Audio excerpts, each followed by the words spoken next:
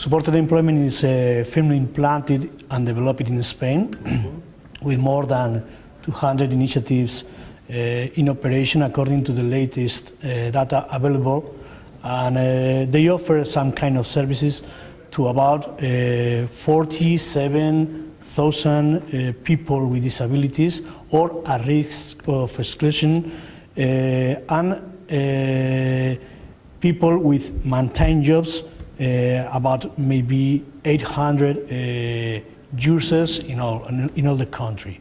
Since 2007, we have a legislative framework in which we have money, but not enough money, and the framework is not enough good as we would desire.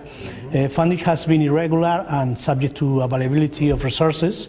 However, organizations are able to maintain the quality of services and develop the services instead of they have not enough money to do it.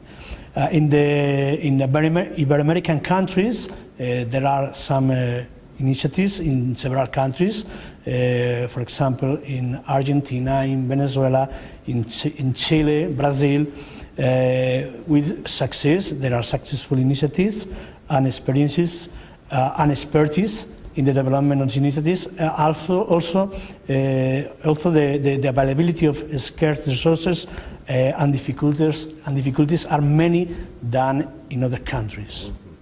We have made research on quality of life for years, because one of the main lines of research that we develop in our university is quality of life. And one of the main questions that we have researched is the relation between quality of life and employment and supported employment. We have found in several studies in last years evidence that supported employment